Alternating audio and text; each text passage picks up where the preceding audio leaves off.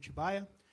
Hoje a gente viu um jogo incrível do Vasco da Gama aqui em Bragança Paulista, um 3-0 que consolidou mais uma vitória para o clube nesse Campeonato Brasileiro. Queria que você falasse sobre e analisasse sobre esse jogo, esses 90 minutos contra o Bragantino, que vem sobre a pressão, né, com a torcida, com os maus resultados, mas é uma vitória importante para o Vasco aí, mais uma nesse Campeonato Brasileiro. Bom, primeiramente, boa noite para todos. Quero agradecer a presença do nosso torcedor, mesmo o jogo sendo fora do Rio, é uma torcida que sempre tem nos apoiado e nós, comissão, como os atletas, a gente sente muito esse calor da torcida. Então, agradecer o apoio deles. Agradecer também os atletas, né, dar os parabéns pela entrega, não foi um jogo fácil. Também a nossa comissão, todos que trabalham e que hoje estiveram aqui trabalhando nesse jogo. E falar um pouquinho do jogo, nós sabíamos que jogar aqui seria um jogo difícil, pelo momento que a Red Bull Bragantino está passando. Alguns momentos a gente soube sofrer, né? É importante ressaltar que faz 3 jogos que a gente não toma gol, né? E é uma das coisas que o Diniz vem trabalhando muito durante a semana, né? A nossa parte defensiva, a gente defender bem, tanto no bloco alto, médio, baixo, porque condições de fazer o gol a gente tem, né? Desequilíbrio individualmente, como foi o 3º gol nosso, né? De uma jogada do Andrés. Então, isso também é um ponto positivo, né? A gente, primeiro tempo, em alguns momentos, a gente não conseguiu, ou um pouco atrasado para a gente pressionar, sofremos um pouquinho, mas o bom é que a gente sempre estava corrigindo, né?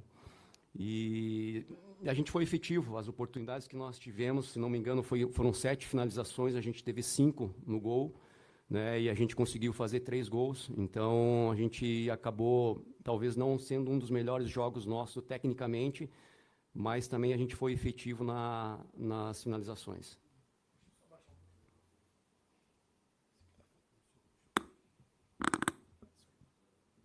Evandro, boa noite. Boa noite. Jonatas Santos, canal BTB Esportes.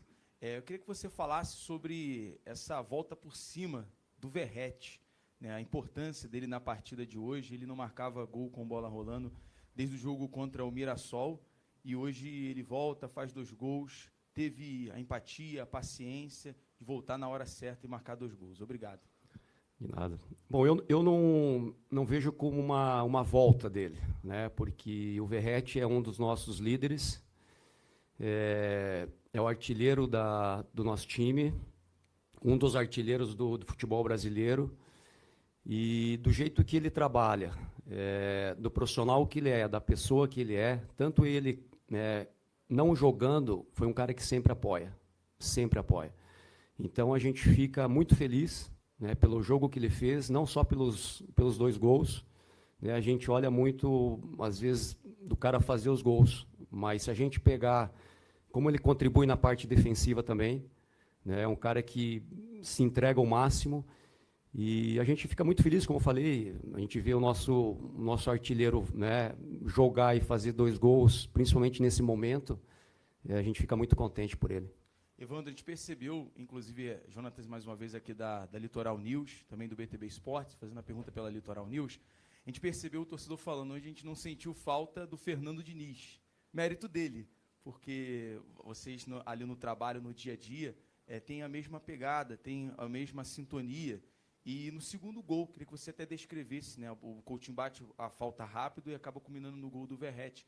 Essa energia, né? O trabalho de vocês, tanto o seu, Evandro, o Ricardo, e também o Wagner Bertelli. Como é que é o dia a dia de vocês? Até para o torcedor conhecer mais vocês também. Obrigado. Não, primeiramente, tá louco, do Fernando, ele comandou toda a semana os trabalhos, né? Hoje pela manhã ele reuniu toda a comissão técnica e fez um plano de jogo, né? E depois a gente não teve mais contato com ele. Então, sem sombra de dúvida que ele esteve sempre junto com a gente, né, durante a semana. E da pergunta que você falou sobre os membros da comissão, não só a gente, quando eu falo eu, o Ricardo, né, o Wagner, que chegamos, mas o Vasco tem um staff muito bom, em todas as áreas. E isso nos ajuda muito, né? Nós que chegamos, nós 4, já estamos há 5 a 6 meses no clube, e o staff do clube é muito bom, nos dá um suporte muito bom. Tanto é que hoje também estava o Bruno no banco, né? Talvez esteja esquecendo mais de alguém, mas o staff é muito bom. Então, nosso dia a dia é de trabalho, muito trabalho, né? O Fernando é um cara que cobra muito a gente, e tem que ser assim, não só a gente da comissão, mas também os atletas. E a gente vem colhendo os frutos, né? Pouco a pouco a gente vem colhendo, e certamente tem coisas boas pela frente ainda. O lance do nosso segundo gol foi uma jogada rápida, se não me engano, de uma falta que a gente consegue fazer uma triangulação rápida.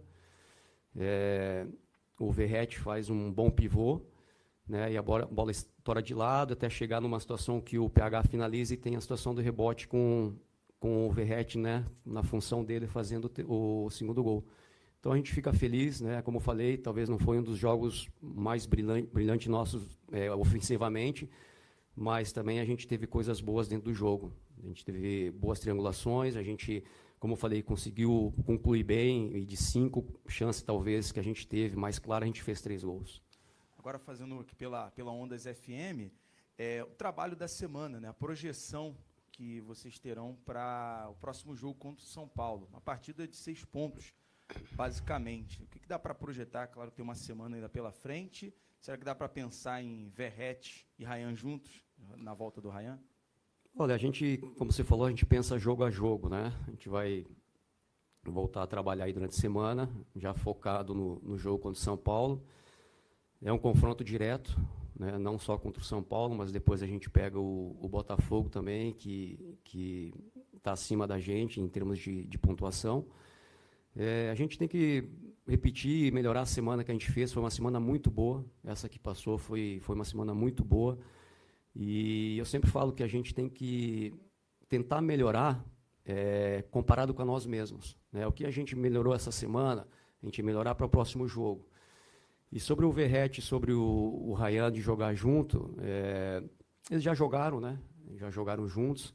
Claro, o Ryan como extremo, mas isso o Fernando vai elaborar bem, junto com a comissão, para que a gente possa colocar o melhor time que a gente vê e tem em mãos. A última aqui, Evandro, até mesmo pensando nessa 4 jogos que o Vasco chega, né, numa invencibilidade, 4 jogos sem perder, e a quarta vitória fora de casa. E tem um jogador que tem sido muito importante nesses resultados, apesar do poderio coletivo do Vasco hoje. Eu queria que você avaliasse o Cauã Barros. Já são 10 jogos como titular, e são 10 jogos de invencibilidade. Chega a ser impressionante o Cauã Barros com a camisa do Vasco. Obrigado. Bom, primeiro sobre o Barros, é um jogador com muita força física, muito competitivo, melhorou muito e vai melhorar ainda a questão técnica dele, porque ele é bom jogador. E a gente, como Barros, como todos os atletas, eu acredito que eles têm evoluído muito, né? Quando se evolui a questão coletiva, a questão individual também sobressai, né? Não só do Barros, a gente podia citar aí vários jogadores que vêm numa crescente muito boa, né? O próprio Ryan, que não jogou hoje, para mim, se não for o melhor ou um dos melhores jogadores brasileiros na atualidade, do que ele vem desempenhando. Então a gente fica contente pelo grupo, né? E certamente a gente vai melhorar outros jogadores que daqui a pouco não tem tanto espaço no momento, né? Mas entrando vão ajudar o time, e eu tenho certeza que a gente vai colher esses frutos pela frente.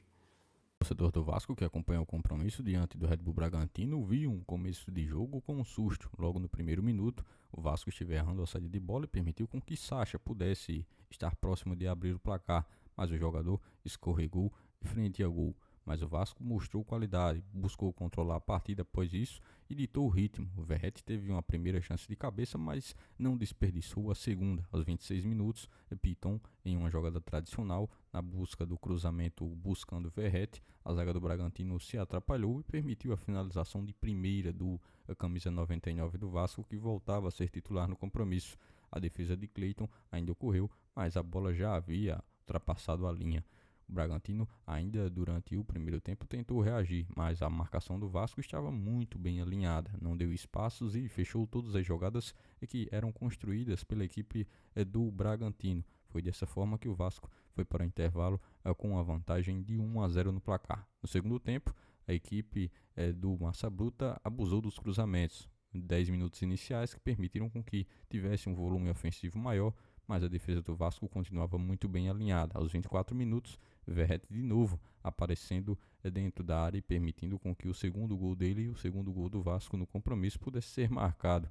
O Vasco continuou a ditar o ritmo, controlar a partida e anular as jogadas buscadas pelo ataque do Bragantino, até que também aos 43 minutos, GB, jogador que substituiu justamente Verratti durante o segundo tempo, deu números sinais, marcou o terceiro gol e permitiu a quarta vitória consecutiva do Vasco nessa edição do Campeonato Brasileiro. Nessa última sequência, Vasco agora em 8º lugar e se permitindo sonhar a subir ainda mais na tabela de classificação da edição do Campeonato Brasileiro deste ano.